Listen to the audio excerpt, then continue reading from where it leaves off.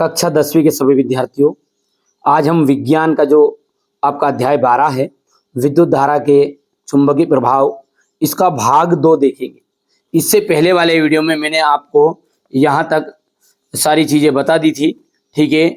मैंने चुंबकीय रेखाएं भी बता दिया था, चुंबकीय क्षेत्र रेखाओं के गुण भी बता दिया था, चुंबक को निकट लाने पर दिक्सूचक की सुई विक्षेपित क्यों जाती है, ये सब कुछ हो गया था। अपन अब इस वीडियो में यहाँ से पढ़ेंगे, क्योंकि पिछले भाग में हमने इससे आगे वाली सारी चीजें पढ़ ली थी। दक्षिण हस्त अंगुष्ठ नियम, यहाँ से अपने को इस वीडियो में पढ़ना है। तो आइए शुरू करते हैं। तो देखिए, दक्षिण हस्त अंगुष्ठ नियम क्या है। तो देखिएगा, ये आपका दाया हाथ है और ये जो दाया हाथ है, इस दाएं हाथ में आपको, ठीक है, ये जो धारावाही है, एक चालक है, धारावाही चालक, ये इसको मान लेंगे अपन। जिस तरीके से यहाँ पर धारावाही चालक है, इसको पकड़ा है। इसको आपको इस तरीके से पकड़ना है कि जो आपका अंगूठा है वो विद्युत धारा की दिशा प्रदर्शित करे। जैसे ये मैंने पकड़ा ही है, ठीक है। अब मेरे को ये जो हाथ है ये इस तरीके का है, बस इसको घुमा के इस तरीके से कर लेना है। ये आया समझ में? देखो ध्यान से, ये थोड़ा सा ये ऐसा कर लेंगे। देखो हो गया, यही ये अंगूठा हो गया मेरा सीध में, ये और ये लाइन, ये जो नाखून है मेरे, ये भी इधर आ गए। तो इस तरीके से आपने हाथ को मोड़ लेना है। ये समझ में आ गया आपको? ठीक है। तो यही ये जो हिस्सा है, इस हिस्से को ऐसे उल्टा कर लेना है बस। तो ये जब अंगूठा आपका विद्युत धारा की दिशा प्रदर्शित करेगा, इस तरह से पकड़ना है कि आपका जो अंगूठा है वो अंगूठा किसकी दिशा को प्रदर्शित करे। अंगूठा जो है विद्युत धारा की दिशा की ओर संकेत करे। ध्यान से पकड़ना बात को, है ना। क्या करेगा? जो अंगूठा है,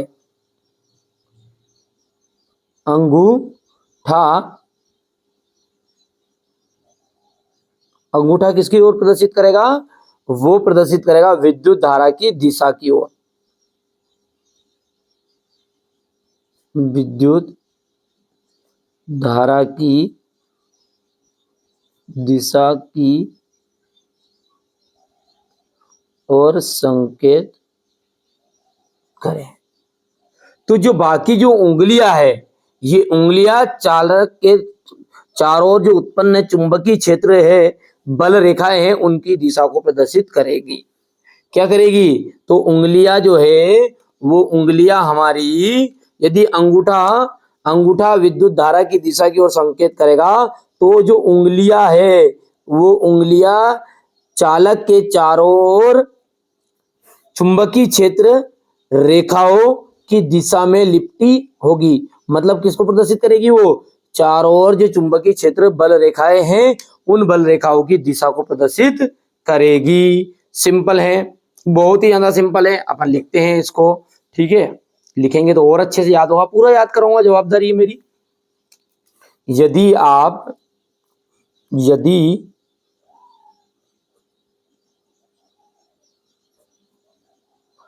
आप दाहिने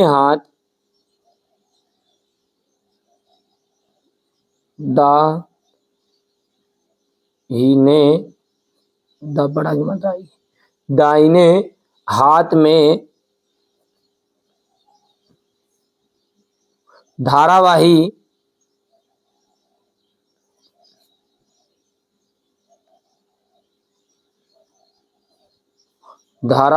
सीधे चालक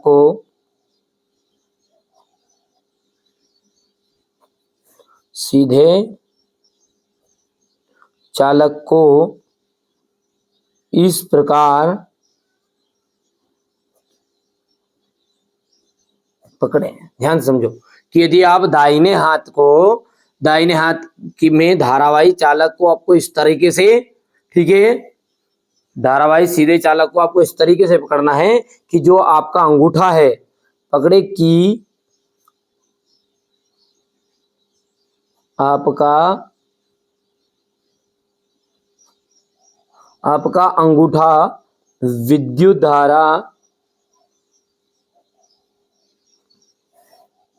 धारा की दिशा की ओर संकेत करे। विद्युत धारा की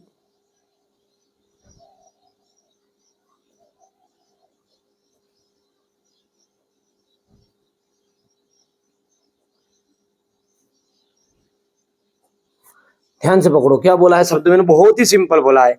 क्या बताया बेटा, देखो देखो रटना नहीं है ना, समझना है, थोड़ा सा अटपटा जरूर है, बहुत ही सिंपल है। पर देखो ये बोल रहा है कोई भी आपका दाहिना हाथ है, देखो दाहिने हाथ में एक धारावाही चालक लेना है और इस धारावाही चालक को आपको इस तरीके से पकड़ना है कि जो अंगूठा है वो अंगूठा किसकी ओर, दिशा की ओर संकेत करेगा, अंगूठा विद्युत धारा की दिशा की ओर संकेत करेगा। तो बाकी बची ये उंगलियां, तो ये जो उंगलियां है ना, ये उंगलियां आपका चालक का उत्पन्न, देखो कोई भी धारावाही चालक है ना, उसके चारों ओर क्या उत्पन्न होती है, चुंबकीय क्षेत्र उत्पन्न होता है। तो बस ये जो उंगली है ना, ये उंगली तो किसको बताएगी, चुंबकीय क्षेत्र बल, चुंबकीय क्षेत्र में बल रेखाओं की दिशा को, और अंगूठा अंगूठा चालक की दिशा में विद्युत धारा की दिशा को। ठीक है, तो अपन ने बोल दिया है कि यदि आप दाहिने हाथ में धारावाही सीधे चालक को इस प्रकार पकड़े कि आपका अंगूठा अंगूठा विद्युत धारा की दिशा प्रदर्शित करे, तो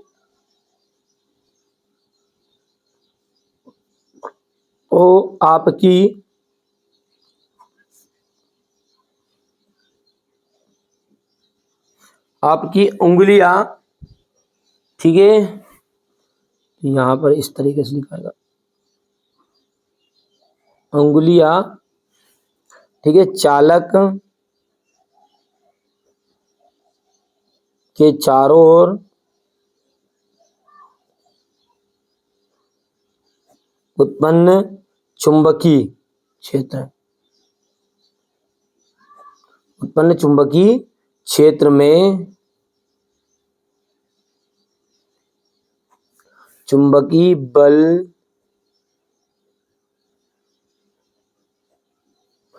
रेखाओं की दिशा को प्रदर्शित करेगी। ठीक है, बहुत ही ज्यादा सिंपल बेटा है ना। देखिए कोई भी चीज को आप यदि कठिन बनाओगे तो कठिन लगेगा वो, है ना, और सरल बनाओगे तो सरल लगेगा। कुछ भी नहीं है, आपको इतनी सारी चीज याद नहीं रखनी, मैं बता रहा हूँ इसको याद करने का तरीका। याद कैसे करोगे कि अंगूठे को देखो, अंगूठा क्या बता रहा है, अंगूठा जो है ना विद्युत धारा की दिशा की ओर संकेत कर रहा है, और जो उंगली है ना, वो उंगली, ये जो चुंबकीय क्षेत्र उत्पन्न हो रहा है ना, ये चुंबकीय क्षेत्र कहां पर उत्पन्न हो रहा है, चालक के चारों ओर उत्पन्न चुंबकीय क्षेत्र। ठीक है, चालक के चारों ओर उत्पन्न चुंबकीय क्षेत्र, ये क्षेत्र है यहाँ पर, क्षेत्र में चुंबकीय बल रेखाओं की दिशा को बताएगा। समझ में आ गया, यही क्या दक्षिणास्थ अंगुष्ठ का नियम है, सिंपल है। ठीक है, एक दो बार पढ़ोगे तो याद भी हो जाएगा अच्छे से। यहां से अपने दक्षिण अंगुष्ठ का नियम कहते हैं। इसे मैक्सवेल के कार्क स्क्रू का नियम भी कहा जाता है। ठीक है, इसे क्या कहा जाता है,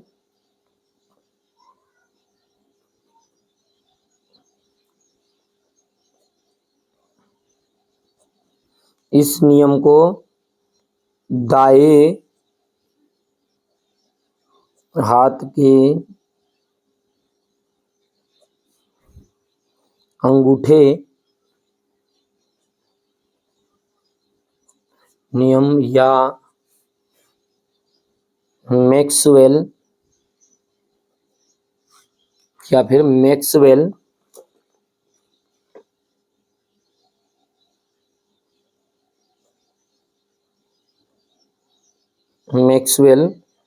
के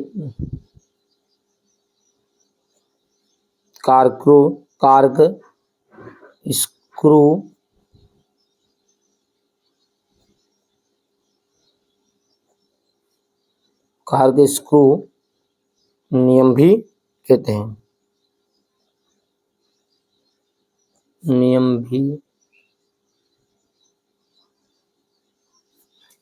समझ में आ गया इतनी चीजें। तो दक्षिणाष्ट अंगुष्ठ नियम भी समझ में आ गया होगा। यदि आप दाहिने हाथ में धारावाही सीधे चालक को इस प्रकार पकड़े कि आपका जो अंगूठा है वो विद्युत धारा की ओर दिशा को संकेत करे, तो आपकी उंगलियां जो है चालक के चारों ओर उत्पन्न चुंबकीय क्षेत्र में चुंबकीय बल रेखाओं की दिशा को प्रदर्शित करेगी। ठीक है, इस नियम को हम क्या कहेंगे, दाएं हाथ के अंगुष्ठ का नियम या फिर मैक्सवेल के कार्क स्क्रू का नियम कहेंगे। ठीक है भैया, आगे बढ़ते हैं और अगला जो बिंदु है अपना, वो इस पेज पर है ये प्रश्न। ये तो अपने तीनों प्रश्न पिछले वीडियो में पढ़ भी लिए हैं, ठीक है। फिर एक रहता है आपका यहाँ पर कि विद्युत धारावाही वृत्ताकार फास के कारण चुंबकीय क्षेत्र, ठीक है। बहुत ही छोटा है ये, इसमें से छोटी सी बहुत ही कम चीज पूछी जाती है, वैसे अधिकतर पूछा नहीं जाता है ये, लेकिन फिर भी मैं इसको आपको पूरा डिटेल ना पढ़ाते हुए शॉर्टकट में इसका आंसर आपको बता देता हूँ। तो देखिए यहाँ से आप इसको थोड़ा सा पढ़ लेना, किसी धारावाही वृत्ताकार पास के कारण चुंबकीय क्षेत्र, ठीक है। अधिकतर ये प्रश्न एग्जाम में नहीं पूछता है, लेकिन फिर भी थोड़ा सा जानकारी तो इसकी होनी चाहिए। इतना हो गया ये, बस इतना सा इसके बारे में लिख देना है आपको। और यदि अपन बात करें आगे की, तो यहाँ पर ये इसका, ठीक है, आप देख सकते हैं मान कार का एक कौन से कारक पर निर्भर करता है, ठीक है। चलिए आगे बढ़ते हैं। तो यहाँ पर देख लीजिए अगला टॉपिक है अपना परिनालिका किसे कहते हैं। तो बहुत ही सिंपल है। देखिए दो तरह के तार होते हैं, एक होता है आपका ये नॉर्मल तार, मतलब ये आपका बोल सकते हैं अपन नंगा तार बोलते हैं इसे, ठीक है। और ये तार जो है विद्युत रोधी तार है, जिसके ऊपर कवर चढ़ा रहे उस तार को अपन कहेंगे विद्युत रोधी तार। समझो बात को थोड़ा ध्यान से ना, ये कौन सा तार है अपना, विद्युत रोधी तार है। और ये तार नहीं, तो ये इस तार का उपयोग नहीं करेंगे, कौन से तार का उपयोग करेंगे, इस तार का उपयोग।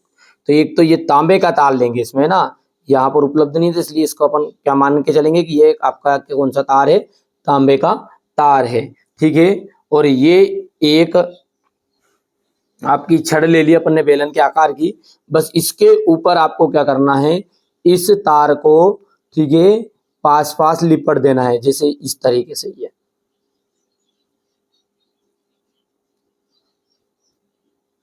इस तरीके से। समझ में आया बात आपको? ये तो ये एक आकृति बन जाएगी, और जिस आकृति को ही अपन कहेंगे, क्या कहेंगे, इस आकृति को ही कुंडली, या ये कुंडली की आकृति हो गई है, ठीक है। और ये बहुत सारी कुंडली बन गई, और कुंडली की जो आकृति बनी अपनी, यही क्या कहलाई, अपनी परिनालिका कहलाएगी। क्यों? क्योंकि ये जो कुंडली, इसमें अपन यहाँ से बैटरी के चार्ज लाइट दे देंगे यहाँ पर, और यहाँ पर कटाओ इस तार को भी, इस तार को भी काट के यहाँ से, तो ये बन जाएगा आपको परिनालिका। तो पास पास लिपटे किस तरह के तार है, पास पास लिपटे हैं, और विद्युत रोधी तार है। कि कौन से तार है विद्युत रोधी में भी, तांबे के तार है, ठीक है। तो अपन लिखेंगे पास पास लिपटे विद्युत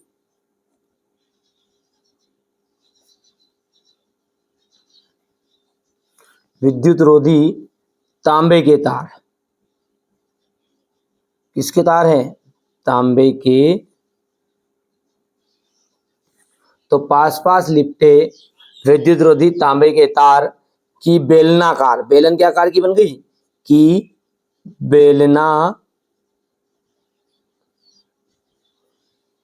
अनेक फेरों वाली कुंडली, अनेक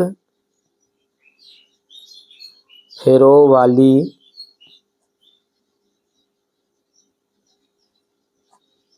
अनेक फेरों वाली कुंडली परिनालिका कहलाती है।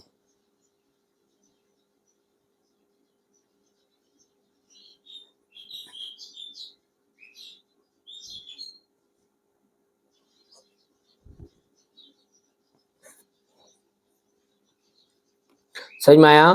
तो परिनालिका किसे कहेंगे कि पास पास लिपटे विद्युत रोधी तांबे के तार की बेलनाकार अनेक फेरों वाली कुंडली। तो अपन यहां से बोल सकते हैं कि तांबे के तार की बेलनाकार, ये छोड़ दो, यहां से पढ़ो, तांबे के तार की बेलनाकार अनेक फेरों वाली कुंडली को अपन क्या कहते हैं, परिनालिका कहते हैं। अब वो कौन सा तांबे का तार है, तो पास पास लिपटे हुए विद्युत रोधी तांबे के तार है। तो बस आप इस तरीके से कर सकते हैं। यदि चित्र की बात करें इसकी, तो बहुत ही सिंपल है। ये आपको इस तरीके से यहाँ पर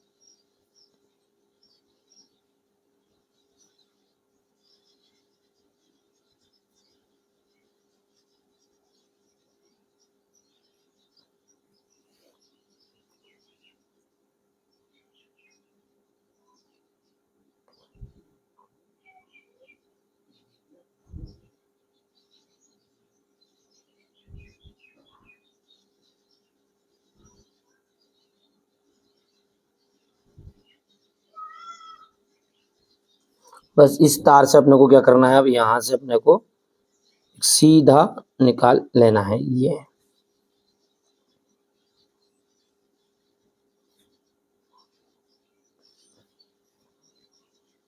चाहे तो सीधे ही बना देना भले, ये हो जाएगा, और चाहे थोड़ा सा डिजाइन में बनाना चाहो तो डिजाइन में बना देना। यहाँ पर लग जाएगी आपकी बैटरी, ये माइनस वाली और ये प्लस वाली। यहाँ पर आ जाएगी आपकी कुंजी,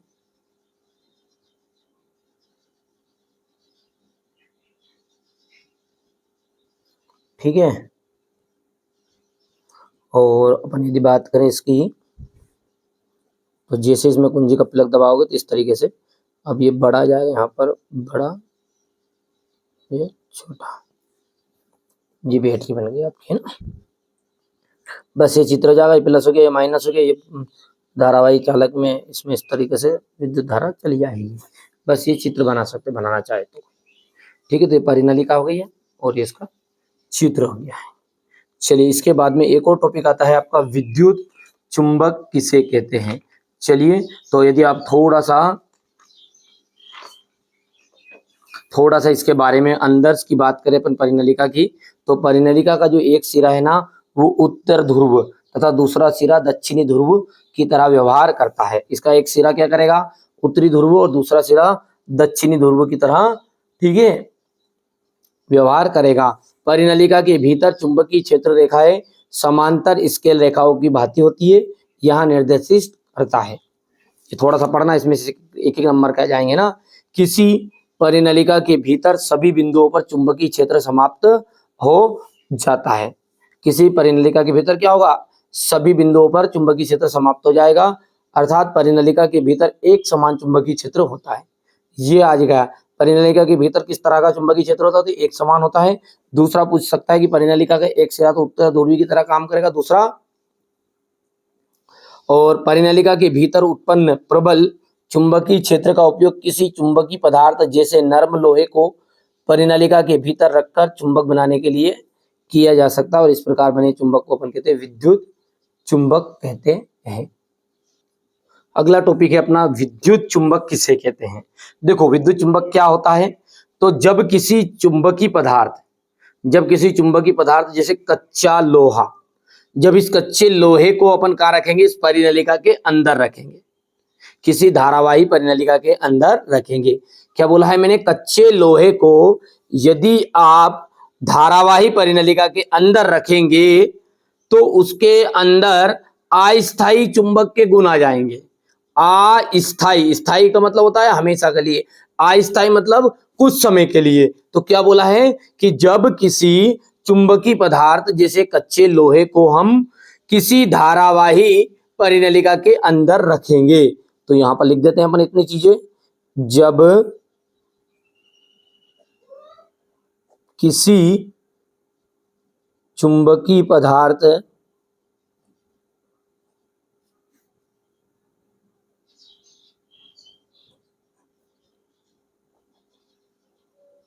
जैसे कच्चा लोहा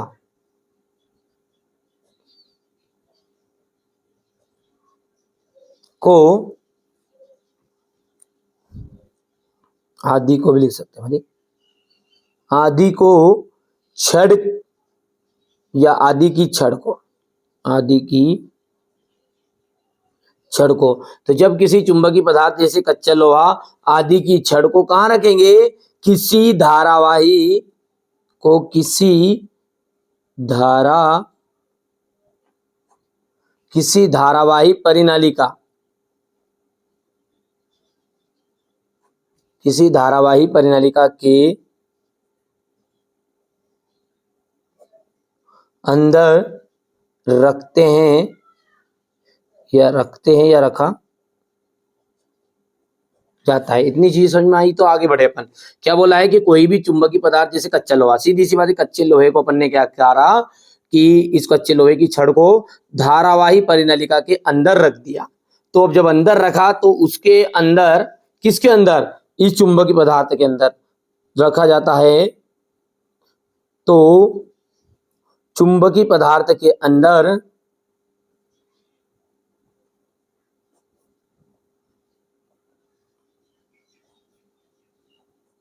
चुंबकीय पदार्थ के अंदर अस्थायी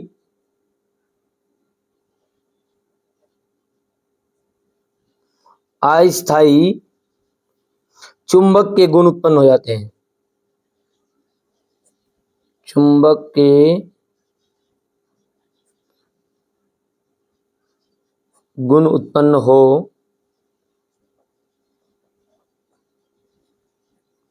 जाते हैं कि जब किसी चुंबकीय पदार्थ जैसे कच्चा लोहा आदि की छड़ को किसी धारावाही परिनलिका के अंदर रखा जाता है तो उसके अंदर क्या होगा, चुंबकीय पदार्थ, तो चुंबकीय पदार्थ के अंदर अस्थायी चुंबक के गुण उत्पन्न हो जाते हैं। इस प्रकार बनी चुंबक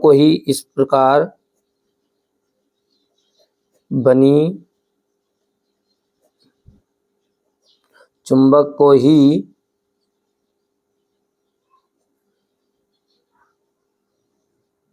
विद्युत चुंबक कहते हैं। समझ में आ गया है? विद्युत चुंबक किसे कहेंगे कि किसी धारावाही, जब किसी चुंबकीय पदार्थ जैसे कच्चा लोहा आदि की छड़ को किसी धारावाही परिनालिका के अंदर रखेंगे तो चुंबकीय पदार्थ के अंदर अस्थायी चुंबक के गुण उत्पन्न हो जाएंगे। बस इस तरह की जो बनी हुई चुंबक है उसी को अपन विद्युत चुंबक का नाम से जानते हैं। चलिए तो आगे बढ़ते हैं। अब देखिए फ्लेमिंग का वाम हस्त नियम या फ्लेमिंग का बाएं हाथ का नियम, बाएं हाथ का नियम, दो नाम है इसके, फ्लेमिंग का वाम हस्त नियम या फिर फ्लेमिंग का बाएं हाथ का नियम। अब इसके लिए अपने को 2 उंगली और 1 अंगूठे की जरूरत होगी। तो सबसे पहले तो उंगलियों के नाम याद होना चाहिए, ठीक है। तो बच्चों ये जो उंगली है आपकी, ये जो उंगली है इस तरीके से कर लो, कैसे कर लो, ये तो हो गया अंगूठा, ठीक है। ये जो उंगली है ये, इसको कहते हैं तर्जनी। क्या कहते हैं? तर्जनी। बीच वाली को कहते हैं मध्यमा, ठीक है। तो उंगली कौन कौन सी, एक तो तर्जनी हो गई, ये हो गई मध्यमा। इस उंगली का नाम होता है अनामिका। क्या होता है? ये जो उंगली है इसका नाम है अनामिका और इसका नाम है कनिष्क या कनिष्का, कनिष्ठा भी बोलते हैं इसे, ठीक है। कनिष्क बोलो आप, ठीक है। तो ये क्या हो गई, चिट्ठी उंगली, इसको अपन चिट्ठी उंगली बोलते हैं ना, ये जो है कनिष्क है और ये अनामिका है। उंगली में अंगूठी, अंगूठी में नगीना, अनामिका, ठीक है। और ये कौन सी है, मध्यमा, और ये तर्जनी। तो और ये अंगूठे ही है। तो तर्जनी और अपने को मध्यमा की इसमें जरूरत पड़ेगी। यदि हम बाएं हाथ कौन सा है, उल्टा हाथ है, तो ये है। यदि हम बाएं हाथ की ये सीधी सी बात है, ये अंगूठा ऊपर है, ठीक है, या फिर अपन ऐसा कर सकते हैं, ठीक है। ये इधर और ये ऊपर, कैसे घुमा लो, ये सीधी सी बात है, बंदूक ये अंगूठा ऊपर जाएगा और ये सीधा रहेगा और ये इस दिशा में रहेगा। तो ये बाएं हाथ का नियम ही है। तो ये जो तर्जनी है, तर्जनी यदि हम फ्लेमिंग के वाम हस्त के नियम के अनुसार हम तर्जनी, मध्यमा और अंगूठे को परस्पर इस प्रकार फैलाए, वाम हस्त के नियम के अनुसार या इस नियम के अनुसार हम तर्जनी, मध्यमा और अंगूठा को इस प्रकार फैलाए कि जो ये तर्जनी है, तर्जनी और अंगूठा और मध्यमा ये लंबवत है, लंबवत, एक दूसरे के लंबवत, इस प्रकार लंबवत फैलाए कि ये जो तर्जनी है ये चुंबकीय क्षेत्र की दिशा बताए। किसकी क्षेत्र की दिशा बताए? तर्जनी चुंबकीय क्षेत्र की दिशा। थोड़ा सा याद करने के लिए लिख भी लेते हैं अपन,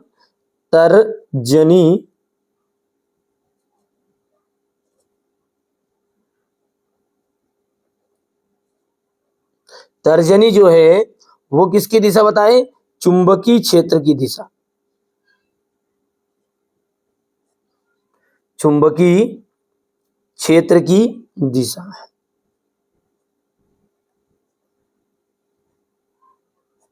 मध्यमा चालक में प्रवाहित विद्युत धारा की दिशा, चालक में प्रवाहित विद्युत धारा की दिशा। ये दो शब्द याद रखो आप, ठीक है। तर्जनी किसकी दिशा बताए, बोलो जल्दी से। चुंबकीय क्षेत्र की दिशा, ठीक है। और मध्यमा चालक में प्रवाहित विद्युत धारा की दिशा की तरफ संकेत करे, दिशा की ओर संकेत करे या बताए, ठीक है। समझ में आई दो शब्द। तर्जनी किसकी दिशा बताएगी, चुंबकीय क्षेत्र की दिशा बताएगी। मध्यमा किसकी ओर संकेत करेगा, चालक में प्रवाहित विद्युत धारा की ओर संकेत करेगा। तो ये दो काम करेंगे, तो यदि ये दो काम करेंगे तो अंगूठा, अंगूठा जो है, तो अंगूठा, अंगूठा क्या है, चालक पर लगने वाले बल की दिशा की ओर संकेत करेगा। चालक पर लगने वाले बल की दिशा की ओर संकेत करेगा। सिंपल है, बहुत ही ज्यादा सिंपल है और सबसे सरल तरीके से मैं याद भी कराऊंगा। जवाबदारी ध्यान से देखो बस आप, तो है ना। फ्लेमिंग का वाम हस्त का नियम क्या है, बंदूक उठाओ ढिसक्याओ करो ढिसक्याओ। देखो ये थोड़ा छोटा कर देते ताकि आपको समझ में आ जाएगा। ये देखो ये, ठीक है, ये अंगूठा सीधा सेट रखना है भैया, ये टूट जाएगा मेरा ज्यादा करूंगा सीधा, तो ठीक है, ये सीधा और ये इधर और ये बंदूक की तरह ढिसक्याओ ढिसक्याओ। उल्टा हाथ करना है, पता चले उल्टे हाथ दे मारो, ये नहीं, ठीक है। फ्लेमिंग का बाएं हाथ का नियम है ये, है ना, बायां ना उल्टा हाथ, दाया है ना सीधा हाथ होता है। अब इसकी परिभाषा की यदि हम बात करें तो हमने क्या बोला शुरुआत में कि फ्लेमिंग के वाम हस्त के नियम के अनुसार या इस नियम के अनुसार तर्जनी, बाएं हाथ की तर्जनी, मध्यमा और अंगूठे को परस्पर लंबवत इस प्रकार फैलाए, परस्पर लंबवत इस प्रकार फैलाए कि ये तीनों क्या हो, एक दूसरे के लंबवत हो। और इसमें तर्जनी चुंबकीय क्षेत्र की दिशा बताए, मध्यमा चालक में प्रवाहित विद्युत धारा की दिशा की ओर संकेत करे, तो अंगूठा चालक पर लगने वाले बल की दिशा की ओर संकेत करेगा। अब यहां पर मैं इसका पूरे तरीके से अच्छे से लिखने का प्रयास करते हैं, ठीक है। तो अपन लिखेंगे यहां पर फ्लेमिंग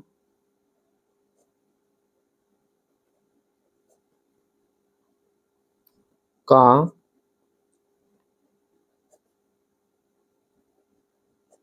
वामहस्त नियम। देखो अब यहां से ध्यान से देखो, इस नियम के अनुसार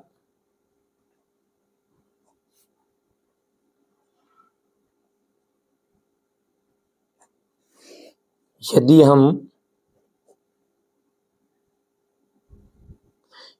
हम बाएं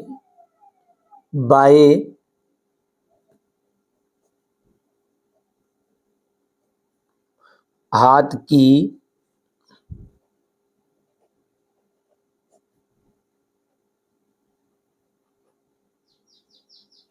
तर्जनी, मध्यमा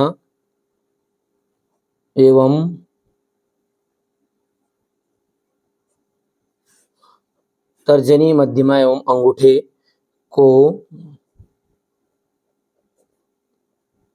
इस प्रकार फैलाए, इस प्रकार फैलाए कि ये तीनों क्या हो, एक दूसरे के लंबवत हो। इस प्रकार फैलाए कि ये तीनों एक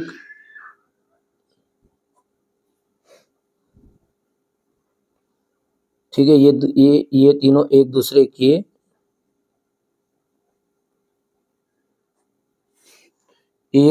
के लंबवत हो। ये समझ में आया इतना कि इस नियम के अनुसार हम बाएं हाथ की तर्जनी, मध्यमा और अंगूठे को इस प्रकार फैलाए कि ये तीनों एक दूसरे के लंबवत हो, तथा यदि, अब लाइन लिखो अपनी, जो तर्जनी चुंबकीय क्षेत्र की दिशा बताए,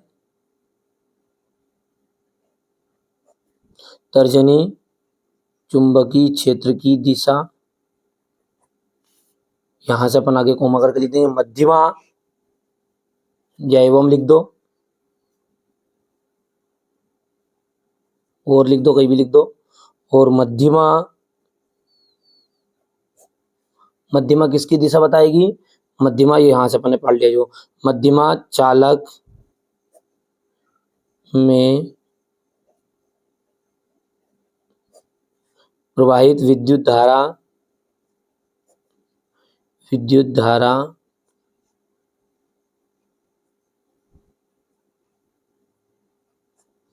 विद्युत धारा की दिशा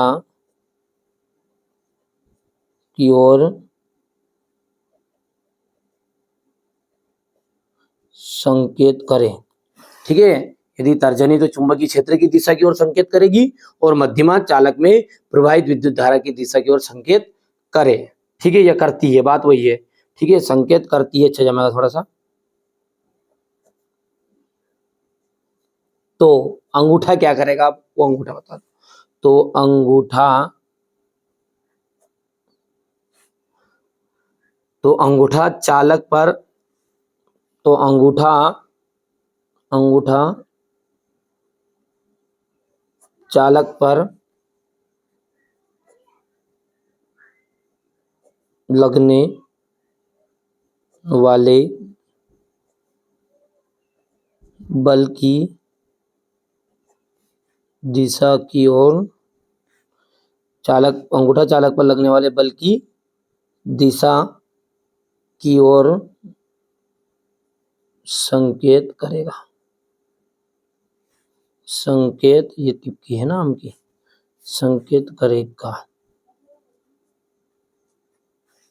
ठीक है भैया, तो हम क्या कह सकते हैं, फ्लेमिंग के वामास्त्र का नियम, कि यदि इस नियम के अनुसार यदि हम बाएं हाथ की तर्जनी, मध्यमा एवं अंगूठे को इस प्रकार फैलाए कि ये तीनों एक दूसरे के लंबवत हो। अब तो यहाँ से अपन ने जो 3 शब्द थे, इस 3 शब्दों को याद करो, देखो बड़ा मत देखो, आराम से शांति से करोगे तो सारी चीज समझ में आएगी। तो तर्जनी चुंबकीय क्षेत्र की दिशा, मध्यमा चालक में प्रवाहित विद्युत धारा की दिशा की ओर संकेत करती है, तो अंगूठा चालक पर लगने वाले बल की दिशा की ओर संकेत करेगा। यही क्या है, फ्लेमिंग के वामास्त्र का नियम है। अब यहीं पर लिख सकते हैं, इसे ही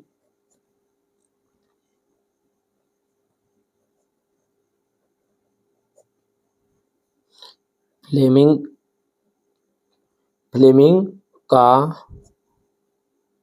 बाया, या फ्लेमिंग के भी बोल सकते हैं, फ्लेमिंग के बाया हाथ का नियम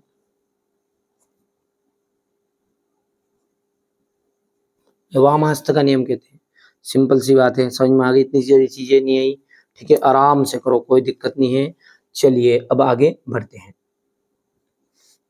अब देखिए आपके ये क्वेश्चन आंसर है, यहाँ से ये क्वेश्चन आंसर, ये आंसर ये यहाँ पर है इनका। ठीक है, आप कंप्लीट कर लेना इनको। ठीक है, इतने ज़्यादा इंपॉर्टेंट नहीं है, परीक्षा में बहुत ही कम पूछते हैं, पूछते नहीं है, सही विकल्प कर लेना बस करो तो, है ना। चलिए अब आगे बढ़ते हैं ना भैया।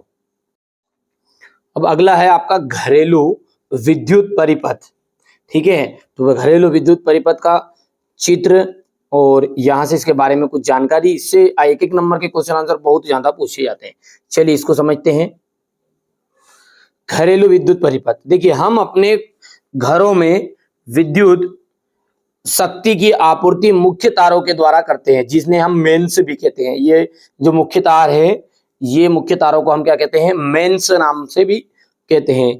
ये मुख्य तार धरती पर लगे विद्युत खंभों के सहारे या केबलों के सहारे हमारे घरों तक आते हैं। जो मेंस है वो कहां तक आते हैं, हमारे घरों तक विद्युत खंभों के सहारे या केबलों के सहारे आते हैं। इस आपूर्ति के तारों में से एक तार, जिसको हम प्रायः लाल तार कहते हैं, ठीक है, जिसे हम क्या कहते हैं, एक तार होता है जिस पर प्राय लाल विद्युत रोधी आवरण होता है, उसे हम विद्युन्य में तार या धनात्मक तार कहते हैं। मतलब लाल डोरी, जो लाल डोरी रहेगी ना वो क्या कहलाएगी आपकी, जैसे ये केबल है ना, इसमें ये जो है वो ये लाल की डोरी क्या कहलाएगी आपकी, ठीक है भैया, ये कहलाएगी आपकी विद्युन्मय तार या धनात्मक तार, इसे मतलब लाइट वाला तार कहते हैं अपन, ठीक है। और अन्य तार जिसको काला आवरण होता है उसे हम उदासीन तार कहते हैं। काला तार जो रहता है ना, ठीक है, उसे अपन कहते हैं उदासीन तार। तो देखिए यहां पर देख सकते हैं ये, ठीक है, ये जो विद्युन्मय तार है, देखो ध्यान से, विद्युन्मय तार ये हो गया लाल तार, ठीक है भैया। ये जो काला तार है इसका उदासीन तार हो गया। मतलब लाइट वाला कौन सा है अपना, लाल। अर्थिंग वाला कौन सा, ये उदासीन। और अर्थ तार मतलब एक तार और देते अपन, ठीक है, कभी कभी 3 तार दे देते फिटिंग कर, जब ताकि कभी कभी इन दोनों में कोई गड़बड़ आए, कोई विद्युत उपकरणों में लाइट आ जाए तो ये अर्थ तार ने धरती से जुड़ा हुआ तार अर्थ तार कहला जाएगा, ठीक है भैया। तो चलिए अपन ने यहाँ तक पढ़ लिया था कि एक अन्य तार होता है जिस पर काला आवरण होता है, उदासीन तार या ऋणात्मक तार कहते हैं। हमारे देश में इन तारों के बीच 220 वोल्ट का विभवांतर उत्पन्न होता है। इन दोनों तार मुख्य फ्यूज से होते हैं, ठीक है भैया। कौन से, मुख्य फ्यूज से इन दोनों का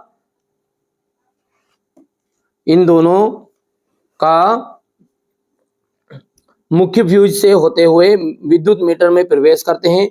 इन्हें मुख्य स्विच से, तो ये जो तो दोनों तार है वो मुख्य फ्यूज से होते हुए विद्युत मीटर में प्रवेश करते हैं। इन्हें मुख्य स्विच से होते हुए घर के लाइन तारों से संयोजित करते हैं, जो अलग अलग परिपथों में विद्युत आपूर्ति करते हैं। सभी घरेलू विद्युत पथ समांतर क्रम में जुड़े हुए होते हैं, ठीक है भैया। इतनी चीज समझ में आ गई आपको। और एक और तार होता है जो अपने अर्थ तार देख लिया, जो काला तार है, जो है ना भैया। तो ये तो इतना ज्यादा याद नहीं करना है अभी ना, जो खास चीजें आएगी तो मैं तो थोड़ा बता रहा हूँ आपको। सामान्यतः घरेलू परिपथ में 2 प्रकार के होते हैं, ठीक है। एक 15 एम्पियर विद्युत धारा के लिए उपयोग होता है, उच्च शक्ति वाले विद्युत उपकरणों जैसे गीजर, विद्युत हीटर आदि के लिए होता है। दूसरा 5 एम्पियर का, ठीक है, जिसका उपयोग कम शक्ति वाले विद्युत उपकरण जैसे पंखे बल्ब चलाने के लिए प्रयोग किया जाता है। अब जो खास बातें हैं, जो महत्वपूर्ण बातें हैं, वो चाहे तो उस बुक में भी है, उसमें से निशान लगा सकते बच्चों, या फिर यहां से भी। मेंस किसे कहते हैं, अपने घरों में हम यहाँ पर विद्युत शक्ति की आपूर्ति मुख्य तारों से करते हैं, जिसे मेंस कहते हैं, ठीक है। और ये विद्युत में तार किसे कहते हैं, ये हो गया हमारे देश में, ये इतना तारों के बीच 220 वोल्ट का विभवांतर उत्पन्न होता है, ये हो गया है। और प्राय घरों में 2 पृथक परिपथ होते हैं, एक 15 एम्पियर का, ठीक है भैया, 15 एम्पियर का यहाँ से, और जिसका उपयोग अपन इनके लिए कहते हैं। और दूसरा आ जाएगा 5 एम्पियर का, जिसका उपयोग अपन पंखे विद्युत पंप करते हैं, ठीक है। इतना हो गया है। चलिए अब आगे बढ़ते हैं। तो अपन देखते हैं यहाँ पर विद्युत में तार। तो विद्युत में तार किसे कहेंगे, इस तार पर प्राय लाल रंग का विद्युत रोधी आवरण होता है, ठीक है। इसलिए इसे विद्युन्मय तार या धनात्मक तार भी कहते हैं। ये परिभाषा आ सकती है आपकी। उदासीन तार किसे कहते हैं, तो उदासीन तार विद्युत परिपथ में उदासीन तार वहां तार है जिस पर काले रंग का आवरण होता है, जिस पर कौन से रंग का आवरण होता है, काले रंग का आवरण होता है। तो जो कि इस तरह कैसे होता है ये मैंने आपको बता भी दिया था, ये ठीक है। उदासीन तार जिस पर काले रंग का आवरण होता है, विद्युत परिपथ में उदासीन तार वहां तार है जिस पर काले रंग का आवरण होता है, इसलिए इसे उदासीन तार या ऋणात्मक तार कहते हैं। एक महत्वपूर्ण बिंदु आपका यहाँ पर, हमारे देश में विद्युन्मय तार और उदासीन तार दोनों के बीच 220 वोल्ट का विभवांतर होता है, ठीक है। और एक ये हरे कलर का जो तार होता है ना, इसको कहते हैं अपन अर्थ तार, ये अर्थिंग के रूप में यूज किया जाता है, ठीक है। आगे बढ़ते हैं और अगला जो टॉपिक है अपना है भू संपर्क तार किसे कहते हैं। भू संपर्क तार बहुत ही सिंपल है, प्लेट के द्वारा अपन जो धरती में देते लाइट, ठीक है, अपन जो जमीन में गाड़ते हैं, ठीक है, वो प्लेट के जरिए देखा हो कभी आपने, तो नहीं देखा तो ये देख लो इस तरह कैसे भू संपर्क तार, ये तार है, ठीक है, ये तार जो धरती में अपन देते हैं वापस अपने अर्थ में छोड़ते प्लेट के द्वारा। तो भू संपर्क तार जिस पर प्राय हरा विद्युत रोधी आवरण होता है, यहाँ तार घर के निकट भूमि के अंदर बहुत ही गहराई पर स्थित धातु की प्लेट से जुड़ा हुआ होता है। इतना चीज ठीक है।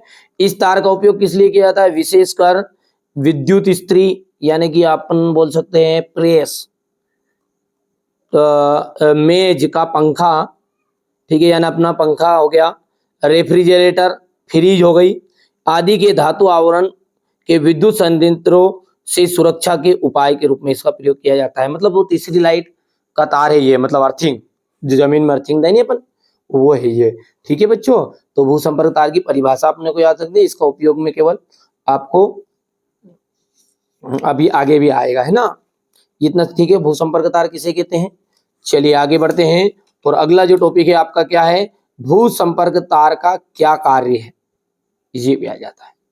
तो भू संपर्क तार एक सुरक्षा की युक्ति है जो यहां सुनिश्चित करती है, ठीक है, कि संधारित्र के धात्विक आवरण में यदि विद्युत धारा का कोई क्षरण होता है तो भू संपर्क तार विद्युत धारा के लिए अल्प प्रतिरोध का कार्य करेगा, जिससे इसका संपर्क भूमि से हो जाता है। इस प्रकार संधारित्र को उपयोग करने वाले व्यक्ति को तीव्र आघात से वो बच जाता है। ये कर सकते, थोड़ा जल्दी जल्दी कर रहे हैं बेटा, वीडियो लंबा हो रहा है इस कारण से, है ना। ये प्रश्न है आपका। अब अगला टॉपिक जो आता है आपका वो है लघु पथन किसे कहते हैं। लघु पथन, लघु पथन बहुत ही सिंपल है।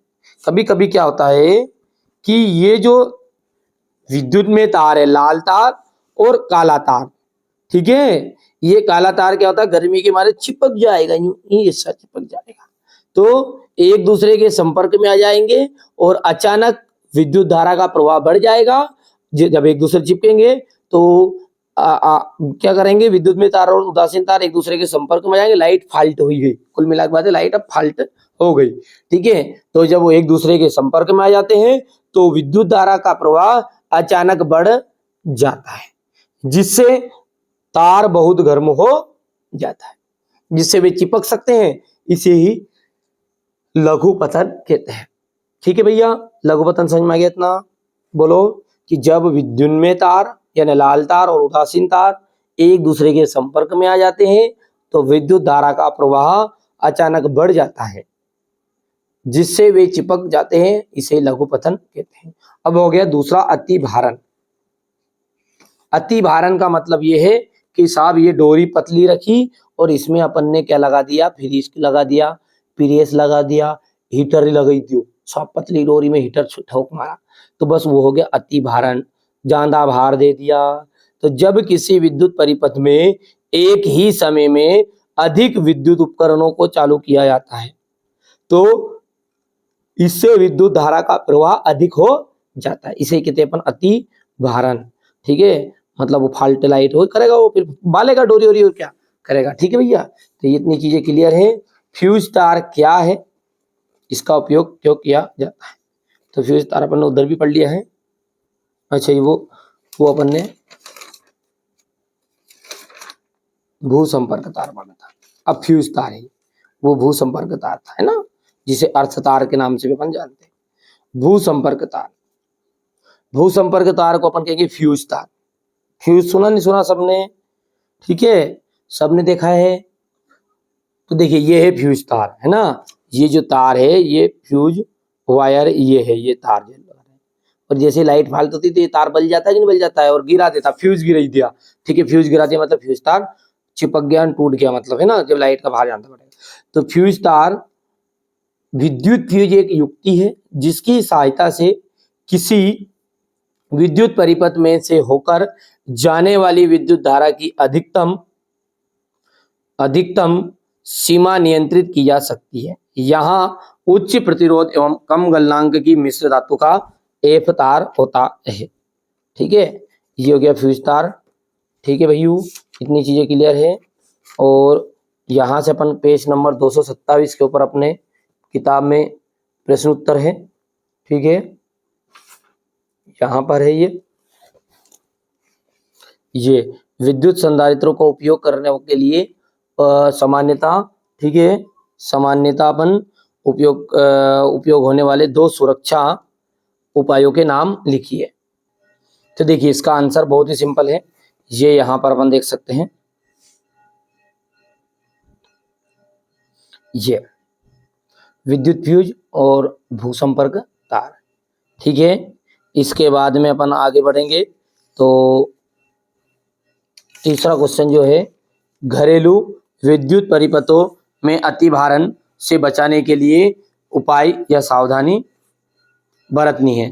तो देखो घरों में, ये देखो ने प्रश्नों को ध्यान से, ये प्रश्नों कितना, घरों में 2 पृथक पृथक परिपथों में विद्युत आपूर्ति दी जानी चाहिए।